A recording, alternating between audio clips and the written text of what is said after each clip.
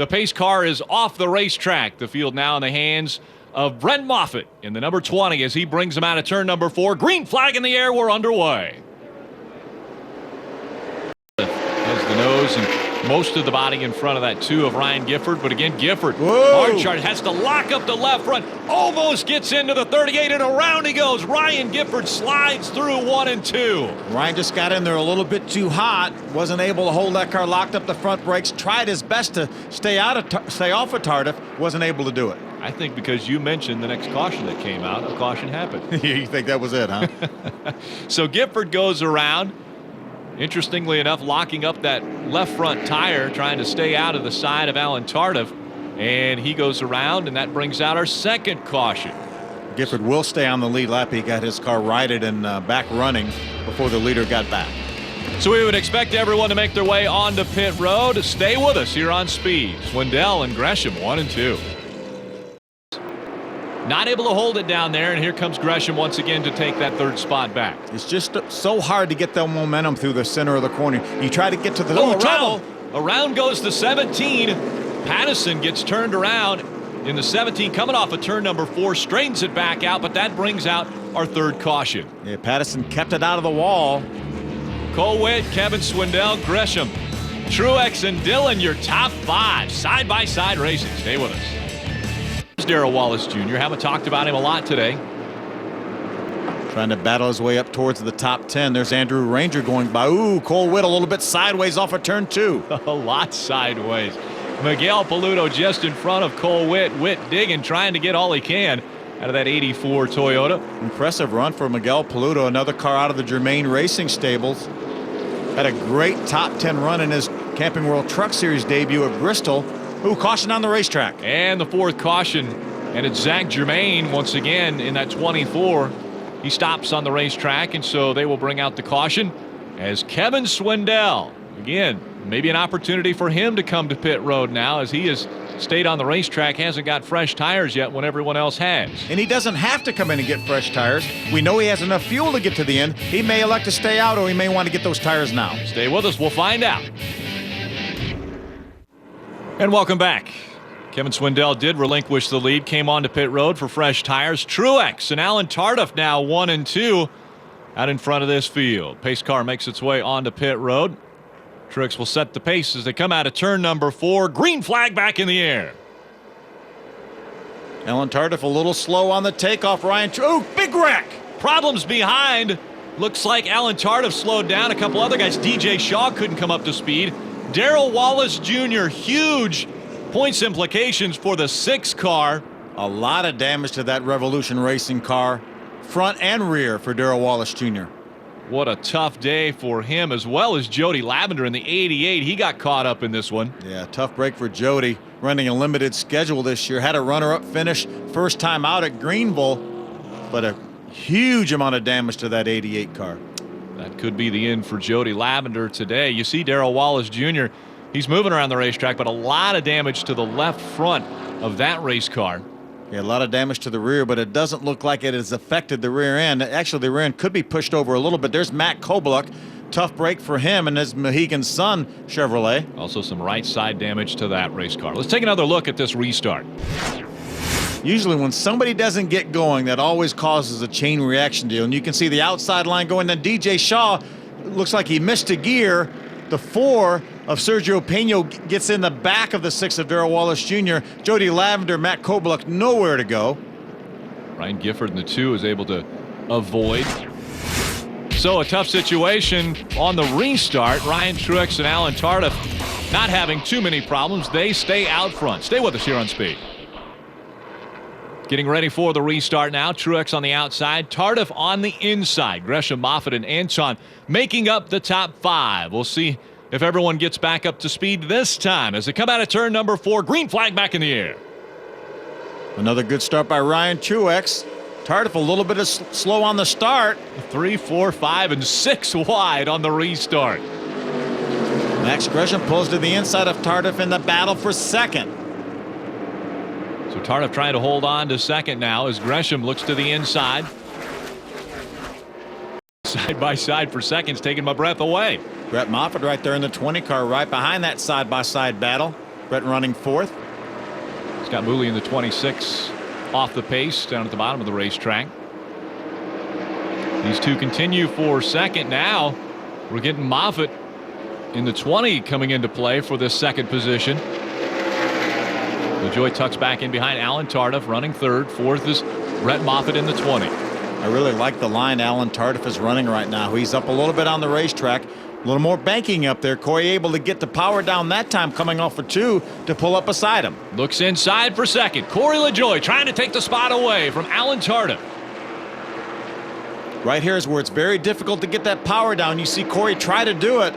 Not quite able to, but he does stay side by side. Gets a little bit loose off of 4. Sideways once again for Corey LaJoie. I think that's where his dad was saying, you got to breathe, son.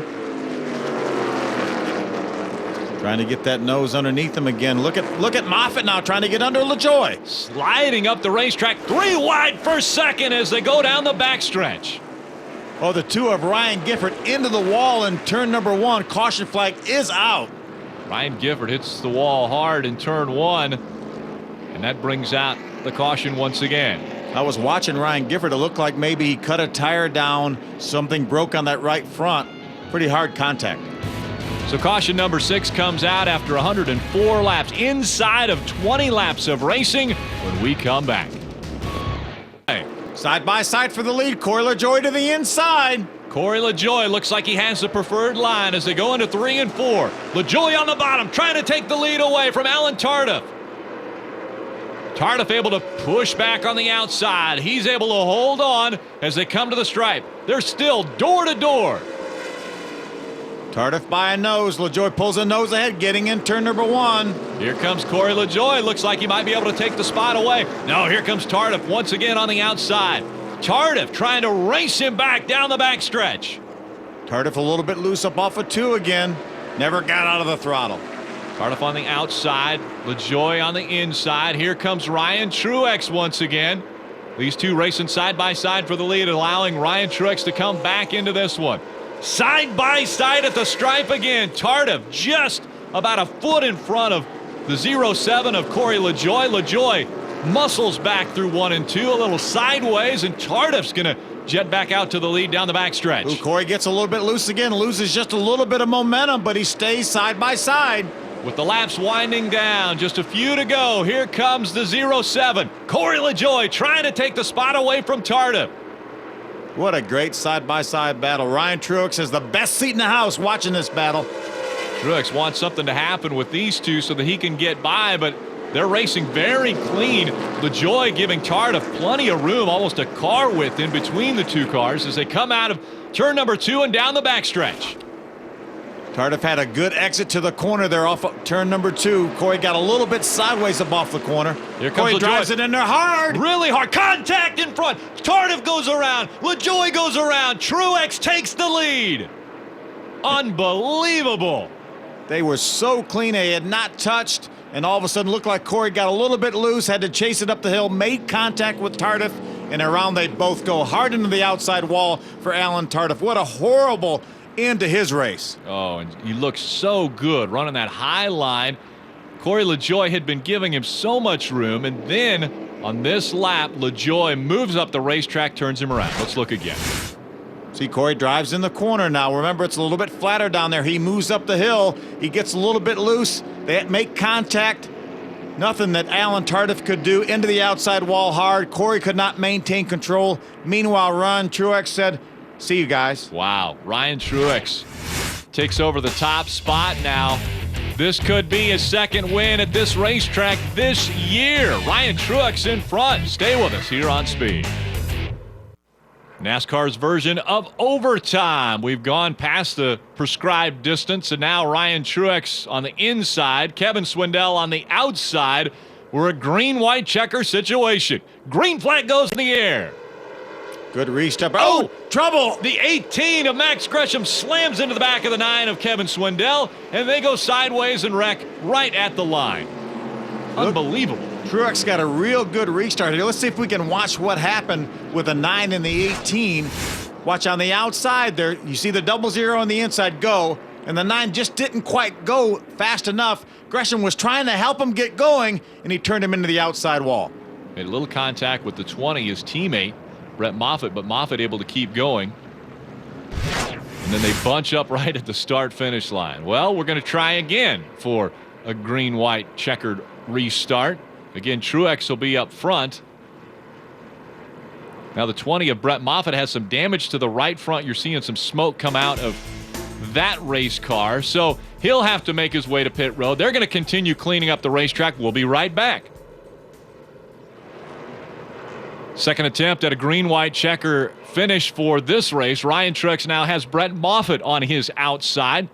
We'll see if he's able to hold on to that spot. Colwitt just behind Moffitt, and behind Ryan Truex is the 30 of Jeff Anton. Green flag back in the air. Oh, sideways. Look at Colwitt almost into the outside wall. They stay straight this time.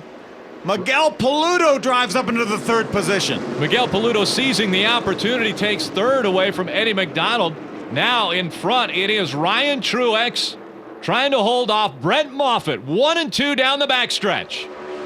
Trying to get to the white flag here. He knows if he can get to the white flag without the caution coming out, this will be an official race. See a little bit of smoke out of the back of that 20 car. Remember, the right front is rubbing right now. White flag out. 1 to go for Ryan Truex.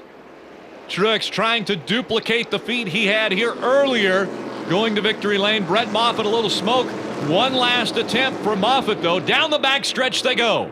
A little bit of cushion for Truex. He has a couple car links on Moffitt. Jeff Anton drives to the inside of Paludo in a battle for third.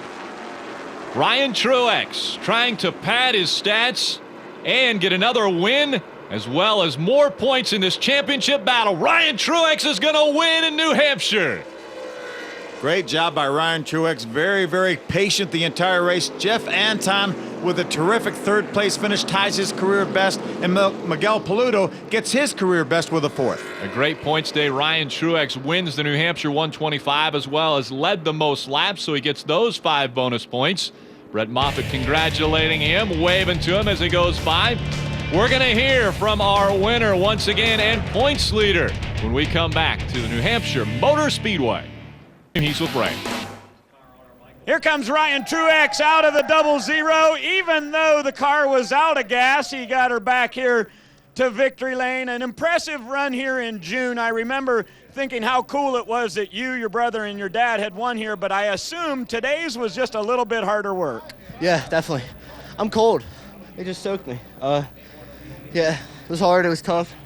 Ran out of gas on the cool-down lap there, so it was going to be close, and just proud of all these guys. Just gave me a great car, and they give me the best car out here every week and make my job a lot easier. So I heard you on the radio talking about that restart with about 20 to go, and you were a little bit concerned whether or not you were going to get back to the front.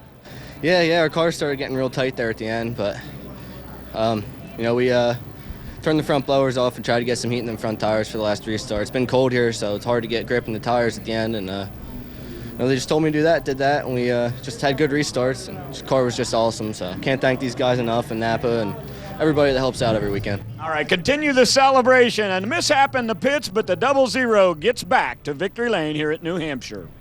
Thanks, Ray. Let's take a look.